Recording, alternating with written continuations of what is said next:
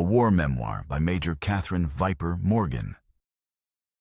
"Viper, you still awake up there?" Mike Torres's gravelly voice crackled through my headset, cutting through the monotonous drone of my Apache's rotors as dawn broke over the Syrian desert. I smiled despite the early morning tension gripping my shoulders. Wide awake, Bravo 6, just admiring the sunrise over this godforsaken wasteland. You boys comfortable down there in your 5-star accommodations?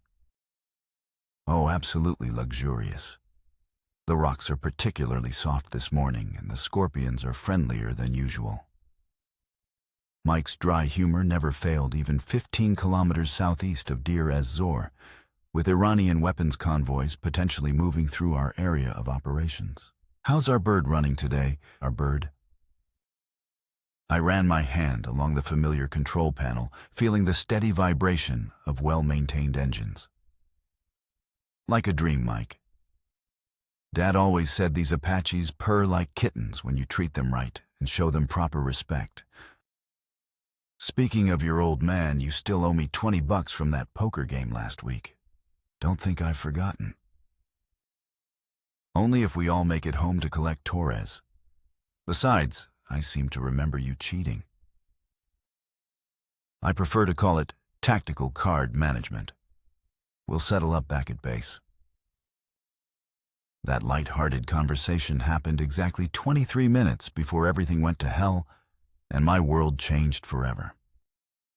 The enemy pilot's voice now crackled through my headset with the kind of professional arrogance that made my blood run cold. "Flight leader to all aircraft. Single Apache helicopter operating alone in Sector 74 Charlie. Maintain formation spacing. Coordinate attack vectors for maximum efficiency. This engagement terminates in 30 seconds. My hands were trembling not from fear alone, but from the crushing wave of grief and fury that struck me like a physical blow. 8 years ago, my father, Colonel Marcus Phantom Morgan, had died in these exact Syrian skies, testing the experimental helicopter combat maneuvers I was about to attempt. The betrayal burning in my chest felt like molten steel. Khalil, our trusted informant for 8 months, had sold out Team Bravo 6 for a briefcase full of cash and threats against his wife and 2 young daughters. Now Mike Torres was bleeding in a rocky canyon, trapped with his team while enemy ground forces closed in from 3 directions. "Dad, I'm terrified beyond words. But if Mike dies because I'm not brave enough to use what you taught me, I'll never forgive myself for the rest of my life." I keyed my radio and forced out the calculated laugh Dad had perfected through years of psychological research into enemy pilot behavior. "Gentlemen, you just picked a fight with the wrong helicopter pilot on the wrong day."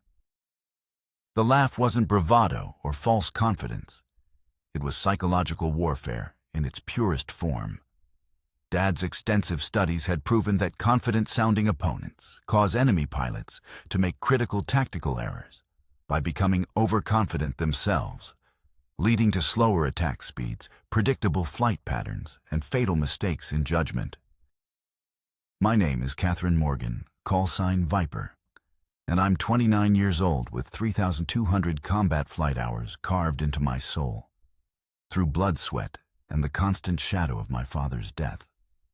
What the enemy pilots broadcasting their superiority couldn't possibly know was that every weekend from age 12 to 18, Dad had trained me in helicopter combat maneuvers that existed nowhere in official military doctrine or training manuals.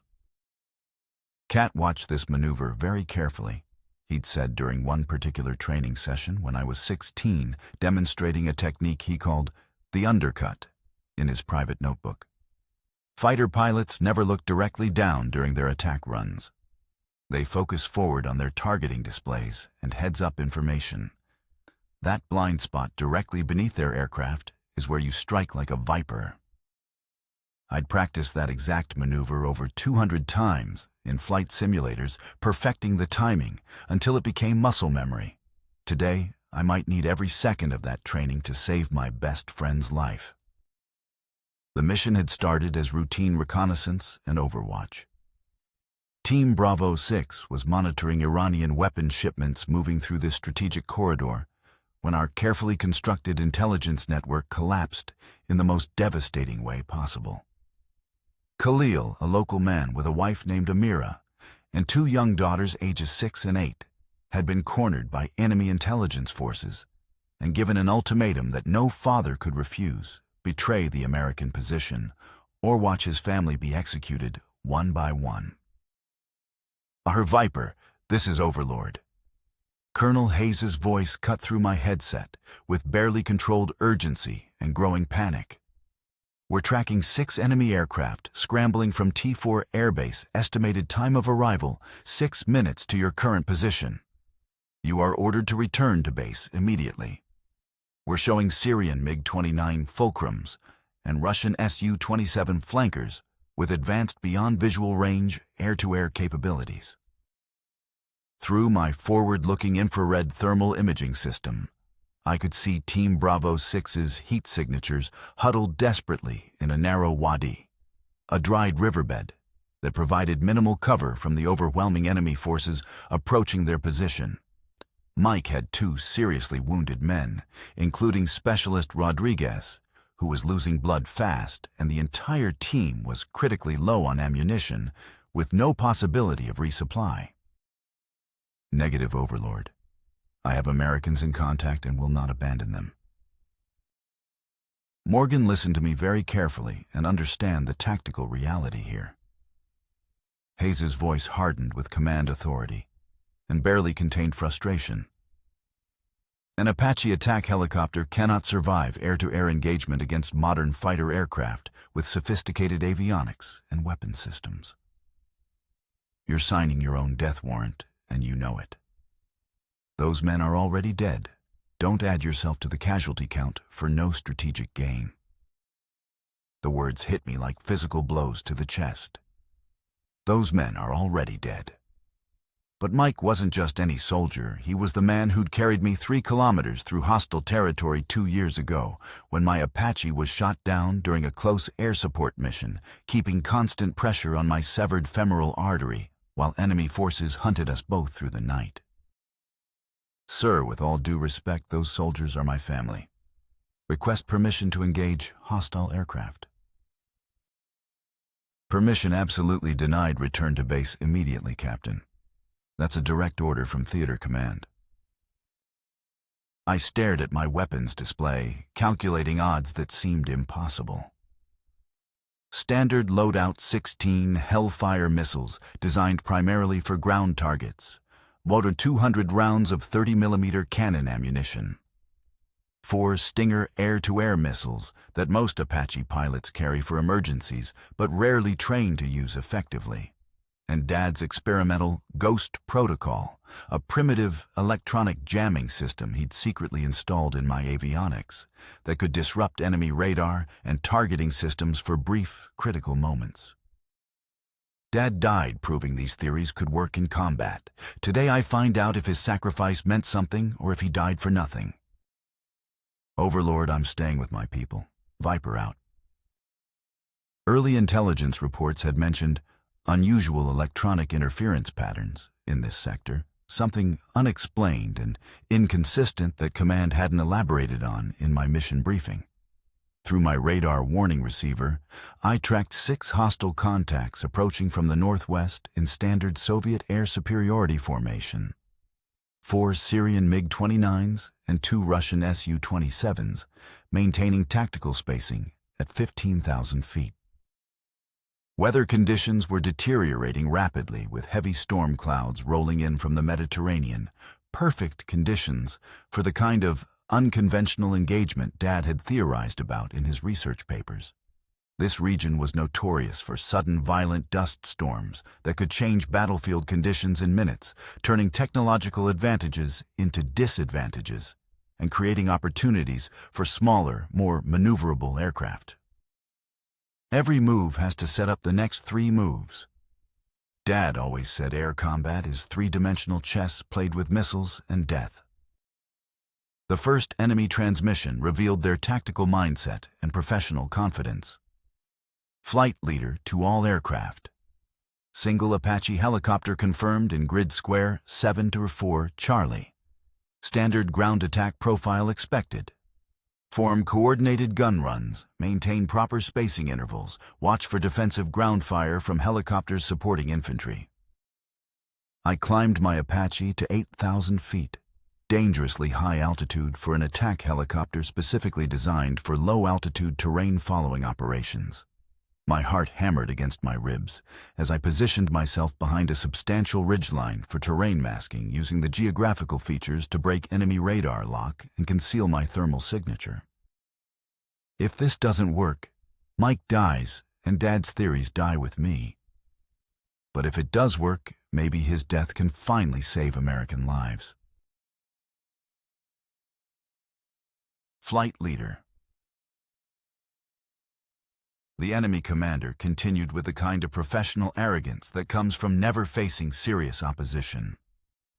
1 Apache helicopter against 6 fighter jets, coordinate attack vectors for maximum efficiency.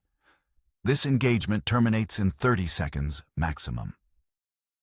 I keyed my radio with Dad's psychological weapon, letting my voice carry confidence I didn't feel.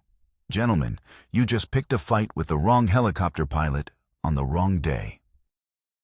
The first MiG-29 came in fast and straight, following textbook Soviet fighter doctrine for helicopter engagement high-speed attack pass to minimize exposure to defensive fire. But as he committed irrevocably to his attack run, I executed Dad's undercut maneuver, popping up suddenly from terrain masking while simultaneously activating the Ghost protocol. For exactly 3 seconds, electronic jamming flooded his targeting computer with white noise and false returns. In those 3 critical seconds of confusion and system failure, I launched 2 Hellfire missiles at point-blank range, a distance that violated every safety protocol about helicopter-to-air engagement parameters. The MiG-29 disintegrated in a massive fireball before its pilot could understand what had happened to his sophisticated avionics. Flight leader down, repeat, flight leader down. Another pilot's voice cracked with disbelief and rising panic. Helicopter has unknown electronic warfare capability, detecting active jamming on multiple frequencies. But then everything started going catastrophically wrong. The second MiG-29, instead of panicking like I'd hoped, executed perfect defensive maneuvers and fired 2 R-73 air-to-air missiles with deadly precision. I deployed chaff metallic strips designed to confuse radar-guided weapons and dove desperately toward the desert floor. But one missile detonated close enough to send jagged metal shrapnel through my Apache's left engine and into my left arm. Warning lights flooded my cockpit like a demonic Christmas tree. Engine temperature climbing rapidly into the red zone, hydraulic pressure dropping to critical levels, electrical systems fluctuating wildly between normal operation and complete failure. Blood was running down my left arm, where metal fragments had found gaps in my body armor, creating wounds that would leave permanent scars if I lived long enough to have scars. This is exactly how Dad felt when his experimental systems failed and death approached. But he never quit fighting, and neither will I. Mayday, mayday, this is Viper. Left engine hit and failing multiple critical system failures, pilot wounded and bleeding. The Viper, this is Overlord. Nearest medical support is 17 minutes out. Can you maintain controlled flight? 17 minutes was pure fantasy based on my rapidly deteriorating engine readings. I had maybe 4 minutes before complete power failure and forced auto-rotation to the ground. But Mike's team had even less time. Enemy ground forces were now within 30 meters of their position and closing fast with overwhelming firepower. If I quit now and try to save myself, Mike dies. If I keep fighting with a failing aircraft, I might die, but Mike might live. Easy choice. Staying in the fight until mission complete, Overlord. In a brief moment of clarity between the chaos and system failures, my radar display showed additional contacts Friendly signatures that shouldn't exist, according to my original mission briefing. Someone was providing covert electronic support, actively jamming enemy communications, and preventing them from calling for additional air support or coordinating with ground-based air defense systems. So we have guardian angels watching over us. That's why they can't request reinforcements or get targeting data from their ground controllers. The second kill required Dad's most dangerous and theoretically impossible maneuver. A Su-27 flanker attempted a high-speed attack pass from my 6 o'clock position, confident in my apparent helplessness and damaged condition.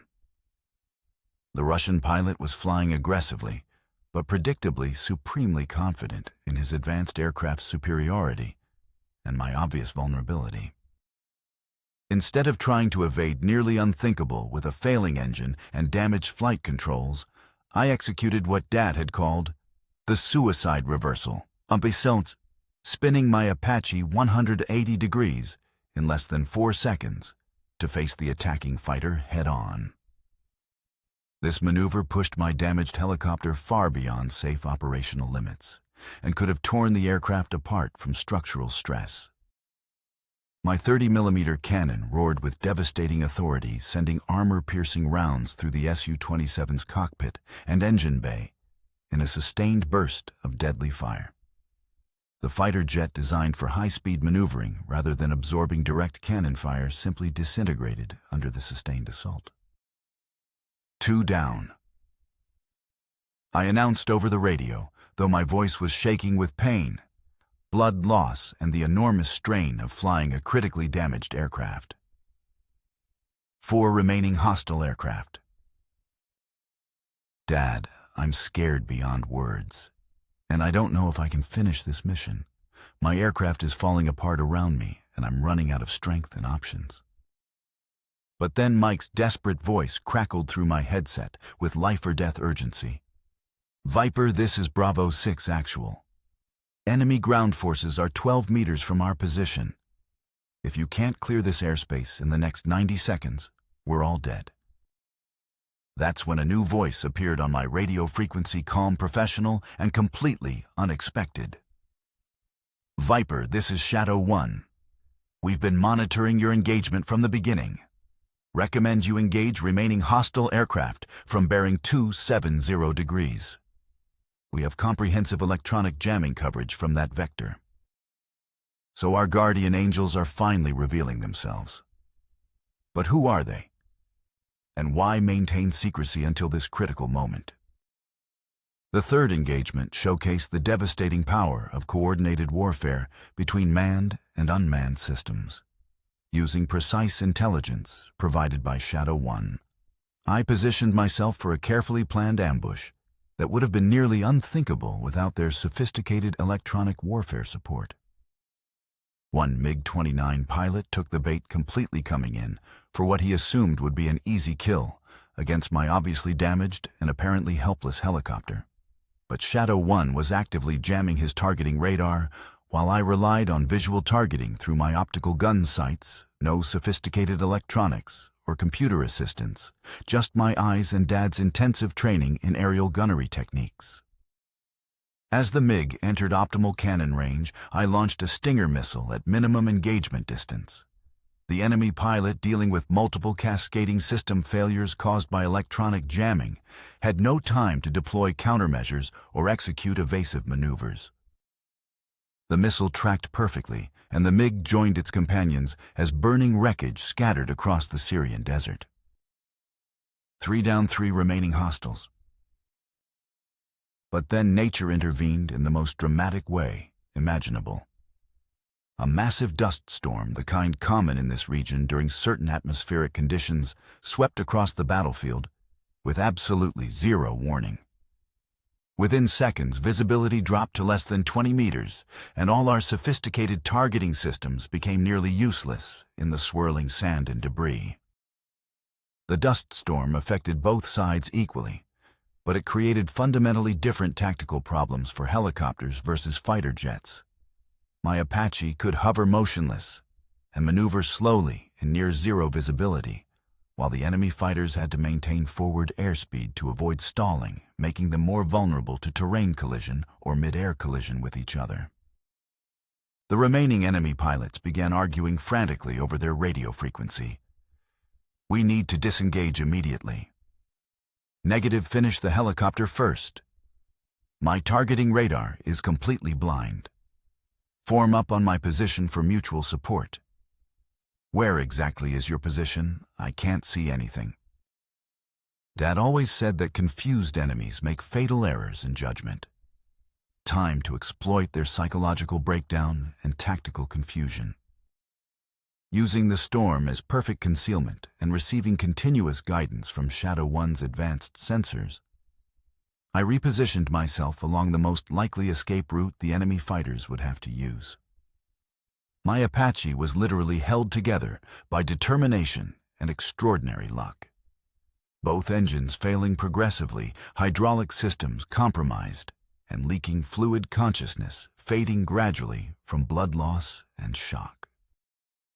The fourth kill came when one of the fleeing MiG-29s flew directly through my carefully prepared ambush position. Using visual targeting through brief breaks in the swirling dust storm. No radar, no sophisticated computer systems, just my eyes and Dad's intensive training, I fired my last 2 Hellfire missiles at point-blank range. Both missiles found their target with devastating precision, and the MiG disintegrated in a massive explosion that lit up the dust storm like lightning illuminating a thundercloud. 4 down, 2 remaining hostile aircraft. The fifth engagement required everything Dad had taught me about patient psychological warfare and turning enemy strengths into fatal weaknesses. Instead of chasing the remaining fighters through the dangerous dust storm, I used their increasingly panicked radio communications to track their positions while remaining hidden in the swirling sand and debris. When one Su-27 pilot became separated from his wingman and began broadcasting desperate calls for assistance and navigation guidance, I used his growing desperation and confusion against him. Following his voice transmissions like a bloodhound, I maneuvered slowly into optimal position for what would have to be my final attack. Using my last operational Stinger missile and visual targeting through a brief clearing in the dust storm, I fired at the confused and increasingly isolated Su-27. The pilot focused entirely on trying to find his wingman and escape the deteriorating situation, never saw the missile that ended his participation in the war. 5 down, 1 remaining hostile. The final enemy pilot made the tactically sound choice. Instead of continuing to fight in conditions that clearly favored the helicopter and had already cost him 5 wingmen, he fled toward friendly airspace at maximum speed, broadcasting mayday calls that would eventually bring additional support, but far too late to effect this engagement. I actually did it, Dad. Your theories actually worked when it mattered most. Your death wasn't meaningless. Overlord, this is Viper. Airspace is completely clear of hostile aircraft. Proceeding immediately with close air support for ground team. Be advised, I need immediate medical evacuation upon landing. What followed was the most precise and deadly close air support mission of my entire career. Despite flying a critically damaged aircraft while suffering from significant blood loss and multiple injuries. With the air threat permanently eliminated, I provided devastatingly accurate covering fire that allowed Team Bravo 6 to break contact with enemy forces and extract safely to their designated pickup zone. I managed to execute a controlled auto-rotation landing with my dying Apache at Forward Operating Base Damascus, just as both engines finally ceased completely and permanently. As I shut down my smoking bullet-riddled aircraft for the last time, emergency medical teams were already running toward me with stretchers and advanced trauma equipment. Mike is alive. Dad's sacrifice finally saved American lives. I can rest now. 6 days later, Damascus Military Hospital.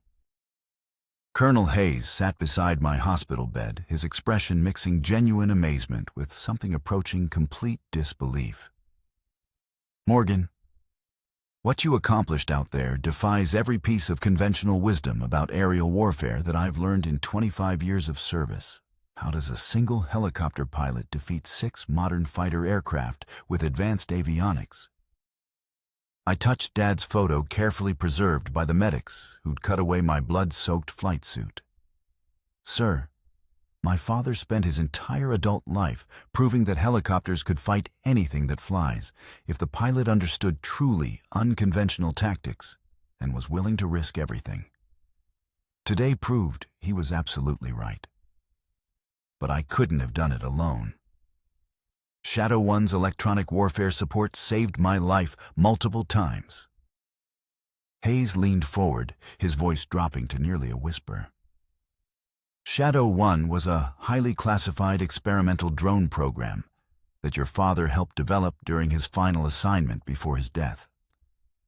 Advanced electronic warfare capabilities specifically designed to support helicopter operations in heavily contested airspace. Today was its first actual operational test under combat conditions. The revelation hit me like a physical blow to the chest. Dad's fingerprints were all over my survival, not just in the unconventional tactics he'd taught me through years of secret training, but in the sophisticated systems that had kept me alive when everything else failed. Your father believed passionately that the future of combat aviation lay in seamless, manned-unmanned teaming. Hayes continued with obvious respect. Highly trained pilots using unconventional tactics, supported by advanced electronic warfare systems. You proved his vision was not only correct, but revolutionary. 3 weeks later, Phoenix, Arizona. The Rodriguez family home was modest, but filled with warmth, every wall covered with photos of James in uniform and memorabilia from his military service. His parents, Maria and Carlos, sat across from me at their kitchen table, hands clasped tightly together, as I struggled to find adequate words for an impossible conversation. Mrs. Rodriguez, I need you to understand that James died fighting alongside genuine heroes. I began, my own voice unsteady with emotion. He never gave up, never stopped covering his teammates, never showed fear, even when the situation became hopeless. Maria's eyes filled with tears that she'd been holding back since receiving the official notification. Did he suffer at the end? The question I dreaded most. No, ma'am. It was very quick. He was providing covering fire for Staff Sergeant Torres when shrapnel from an enemy mortar round. I paused, seeing her physically flinch at the clinical details. He died protecting his brothers. That's exactly who your son was, someone who always put others before himself. Carlos spoke quietly, his voice thick with grief and pride. We read all the official reports. They said you saved the others, brought them home alive. Sir, I did what any pilot would do for their people. But James gave his life so his teammates could come home to their families. That's the greater sacrifice, the one that really matters. We sat in heavy silence for several long minutes, each lost in our own thoughts about loss and meaning. Finally, Maria reached across the table and took my scarred hand in both of hers. Thank you for bringing them home safely. Thank you for making sure James's sacrifice meant something important. Leaving their house was one of the hardest things I'd ever done. But they needed to understand that their son had died among brothers who would never ever forget his courage.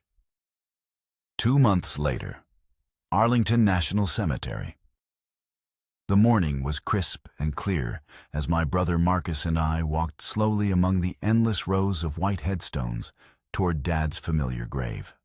Marcus, now 25 and serving as an Army intelligence officer, had flown in from Fort Gordon specifically for this long overdue moment. I still can't believe you actually pulled it off, he said as we approached the marble marker we knew by heart. Dad's supposedly crazy theories actually worked in real combat.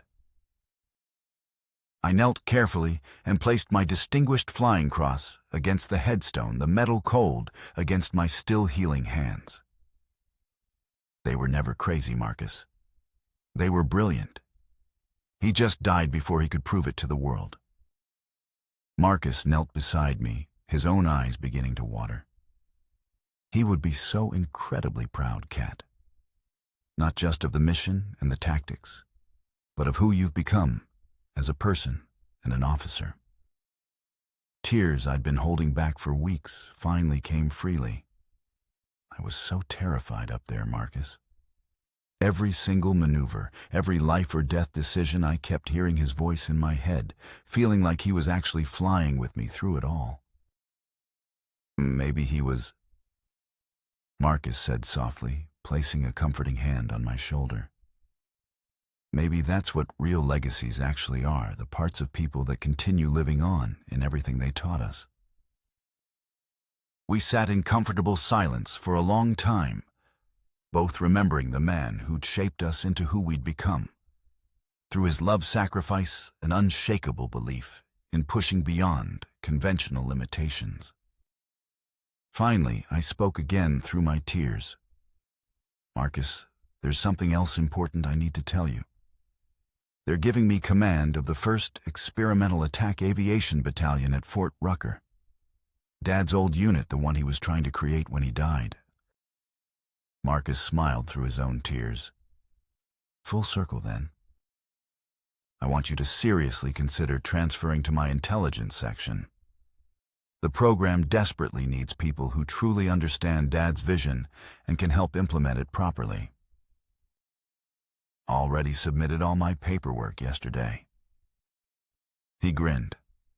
Someone has to keep you from getting too cocky about being a fighter ace in a helicopter. Standing to leave, I touched Dad's headstone one final time with deep reverence. We're going to make absolutely sure your work saves more lives, Phantom. That's a sacred promise. 6 months later, Fort Rucker, Alabama. Ladies and gentlemen, today, we begin Advanced Helicopter Air-to-Air Combat Training. I announced to the 20 carefully selected pilots seated attentively before me in the classified briefing room. Everything you think you know about helicopter limitations is about to change forever. A young captain raised her hand with obvious skepticism. Ma'am, with all due respect, how can helicopters realistically engage modern fighter aircraft and survive? I smiled, remembering asking Dad the exact same question during my teenage years. Captain, that's precisely what enemy pilots think when they see us coming. And that fundamental assumption is exactly what makes them vulnerable to defeat. I clicked to the first slide, a photo of Dad in his flight suit, standing proudly beside his experimental Apache. This revolutionary program was developed by Colonel Marcus Morgan, who died proving that helicopters could fight anything that flies when operated by properly trained pilots using unconventional tactics. Today, you'll learn the specific techniques that saved American lives in Syria and fundamentally changed how we think about aerial warfare. The intensive training that followed was demanding, revolutionary, and ultimately life-saving. Every pilot who graduated carried forward Dad's legacy, spreading unconventional tactics throughout the entire helicopter community worldwide. But the real measure of our success came in heartfelt letters from pilots who'd used these techniques in actual combat situations and lived to tell about it. Each letter was concrete proof that Dad's sacrifice continued to save American lives around the world. Today, as I write this detailed memoir, I command the most advanced and effective helicopter combat unit in the world. The 1st Experimental Attack Aviation Battalion has successfully validated Dad's theories in conflicts around the globe, definitively proving that the future of combat aviation lies in thinking far beyond conventional limitations and assumptions. The permanent scars on my left arm serve as daily reminders of that terrible morning over Syria. not just of the desperate battle itself, but of the enormous price that innovation and progress always demand. Real change requires people willing to risk everything for ideas that others dismiss as impossible.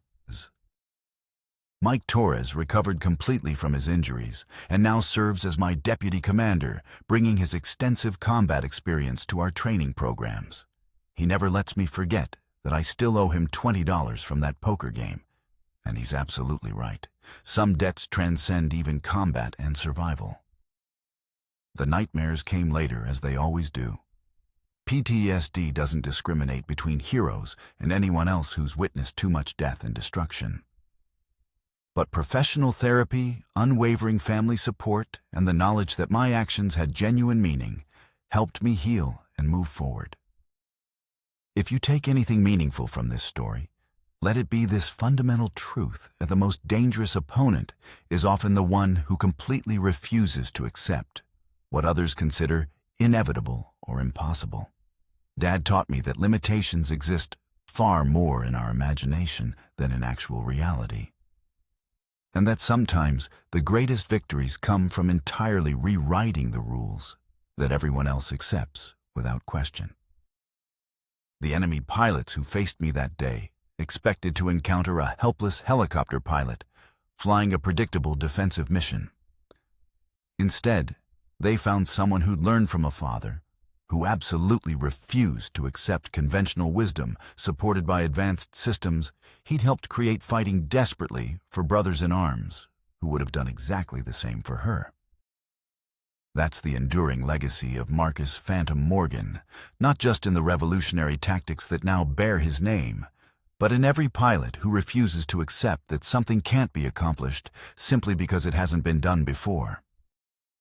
Sometimes the most dangerous enemy is the one fighting for love memory and the critically unfinished work of heroes who paid the ultimate price for their unshakable beliefs.